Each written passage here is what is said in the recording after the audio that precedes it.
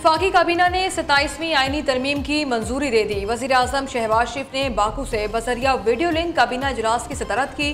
Peoples party की तजावीज़ की रोशनी में नई तरमीम पर गौर किया गया। विफाकी हुकूमत 27वीं आईनी तरमीम को सेनेट में पेश करने जा रही है। चाहते हैं बिल की शिकों पर सेर हासिल गुफ्तगू हो। विफाकी वज़ीर कानून आज़म नसीर तरड़ की मीडिया से गुफ्तगू, कहा आईनी अदालत के क़याम पर इत्तेफाक हो गया है। आईनी अदालत के क़याम पर पार्लियामेंट बिल पास करेगी। जजेस के तबादले को जुडिशल कमीशन के स्पुर्द करने की तजवीज़ है। हर साल 3 साल बाद सेनेट के चेयरमैन और डेप्यूटी चेयरमैन का इंतखाब भी आईनी ज़रूरत। एक ही बार में मुल्क भर से सेनेट के अरकान मुंतखब होने चाहिए।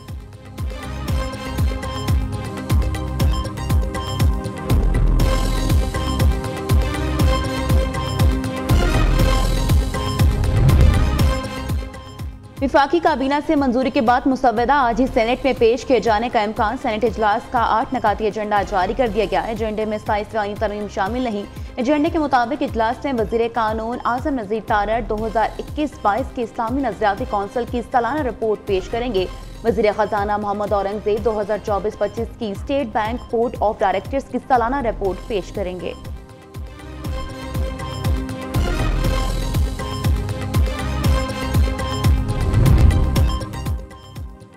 पीपल्स पार्टी का आर्टिकल 243 और आईनी अदालतों के क़याम की हिमायत का ऐलान। बिलावल भुट्टो का कहना है NFC अवार्ड के तहत सूबे के शेयर पर समझौता नहीं होगा।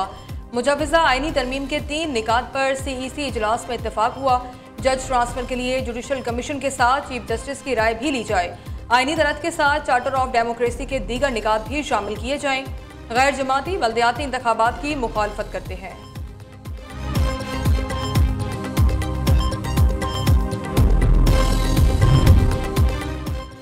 आर्टिकल 243 से जमहूरियत पर असर पड़ा तो काबिल कबूल नहीं होगा। मौलाना फजलुर रहमान का वाज़ा पैगाम। 27वीं आईनी तरमीम पर तमाम स्टेक होल्डर्स को एतमाद में लेने का मुतालबा। कहते हैं मुजवज़ा तरमीम के लिए खींचातान करके 2/3 अक्सरियत हासिल की जा रही है। 26वीं तरमीम से निकाले गए नकात 27वीं तरमीम में कबूल नहीं। सरबराह AUI कराची में मौजूद। आज रहनुमा पीपल्स पार्टी अब्दुल कादिर पटेल के साहबजादे की शादी में शिरकत करेंगे।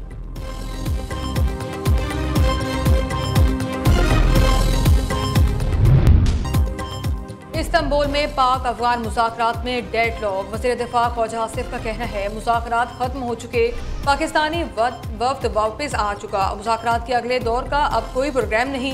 हमारा खाली हाथ वापस आना इस बात की दलील है। साल्सों को भी अब अफगानिस्तान से उम्मीद नहीं। तुर्की और कतर पाकिस्तान के मौक़िफ़ की हिमायत करते हैं। मुज़ाकरात में अफगान वफ्द हमारे मौक़िफ़ से मुत्तफ़िक था मगर लिखने पर राज़ी न था। अफगान वफ्द कह रहा था उनकी बात का ज़बानी एतबार किया जाए जिसकी कोई गुंजाइश नहीं। अब साल्सियों ने भी हाथ उठा लिए हैं। उनको ज़रा भी उम्मीद होती तो वो कहते कि आप ठहर जाएं। अगर साल्सियों को उम्मीद होती और वो हमें रुकने का कहते तो हम ठहर जाते।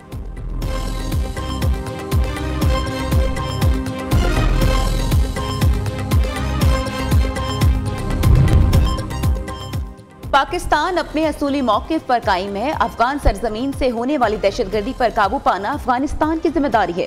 विफाकी वज़ीर इत्तलात अताउर तारड़ का कहना है पाकिस्तान अपने अवाम और खुद मुख्तारी के तहफ़्फ़ुज़ के लिए तमाम इक़दाम जारी रखेगा।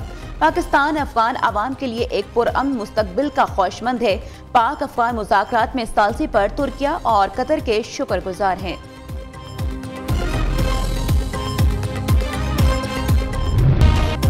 वज़ीर आज़म का 2 रोज़ा दौरा अज़रबैजान। शहबाज शरीफ की सदर इल्हाम अलियव से मुलाकात। फील्ड मार्शल सैयद नासिर मुनीर भी मुलाकात में मौजूद थे।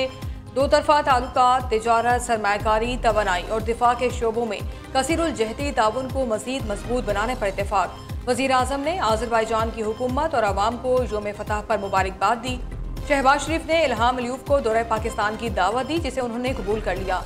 वज़ीर आज़म आज अज़रबैजान के यौम फतह की मरकज़ी तकरीब में बतौर मेहमान खुसूसी शिरकत करेंगे।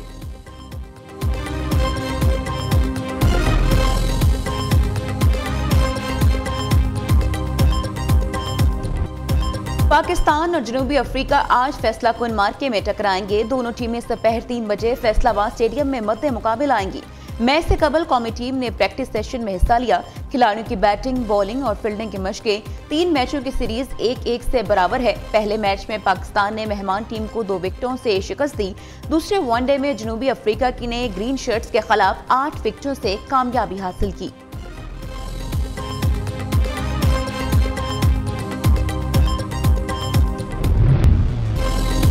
लाहौर में सर्दी के साथ स्मोक भी बढ़ने लगी। दुनिया के आलूदातरीन शहरों में लाहौर का दूसरा number. Air quality index 338 record. नई दिल्ली का 333 AQI के साथ पहला नंबर। पाकिस्तान में कसूर की फजा सबसे ज्यादा आलूदा। एयर क्वालिटी इंडेक्स 784 तक जा पहुंचा। गुजरांवाला 388, फैसलाबाद 306, झंग 281 और मुल्तान में फजाई आलूदगी 278 रिकॉर्ड।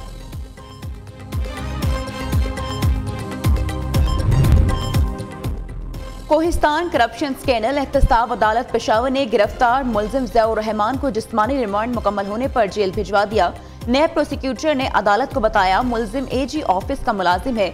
मुलजिम के अकाउंट से 80 करोड़ रुपए की ट्रांजैक्शन हुई। ज़ियाउर रहमान के असासों का सुराग लगा लिया गया है। अदालत ने नैब की मजीद जिस्मानी रिमांड की इस्तदा मुस्तरद कर दी।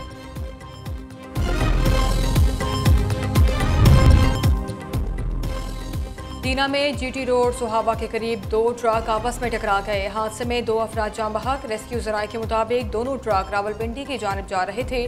टक्कर लगने से एक ट्रक सड़क से नीचे जा गिरा।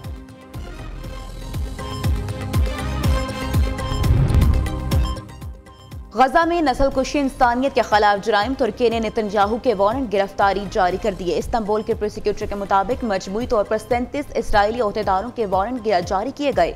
मज़कूरा हुकाम ने गजा में मुनज़्ज़म अंदाज में नस्लकुशी और इंसानियत के खिलाफ जराइम का इर्तिकाब किया।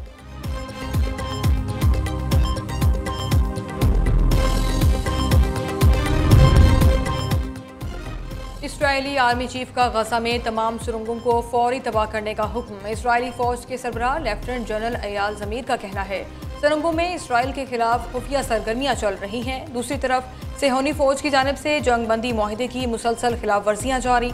रिहायशी इलाकों में ऑपरेशन के दौरान गोलियां मारकर 2 फलस्तीनियों को शहीद कर दिया।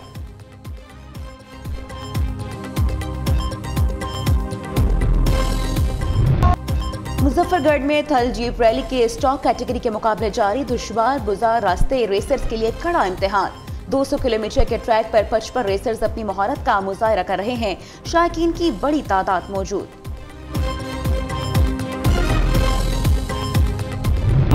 और मुमताज शायर, अदीब, दानिश्वर जॉन एलिया की आज 23वीं बरसी मनाई जा रही है। नसर और नज़्म दोनों असनाफ अदब में बयान और इजहार पर उन्हें यकसा कुदरत हासिल थी। गैर रवायती अंदाज के सबब जॉन एलिया को एक बागी और रवायत शिकन शायर की हैसियत से ज़्यादा शोहरत मिली। और मुमताज शायर, अदीब, दानिश्वर जॉन एलिया की आज 23वीं बरसी मनाई जा रही है। नसर और नज़्म दोनों असनाफ अदब में बयान और इजहार पर उन्हें यकसा कुदरत हासिल थी। गैर रवायती अंदाज के सबब जॉन एलिया को एक बागी और रवायत शिकन शायर की हैसियत से ज़्यादा शोहरत मिली।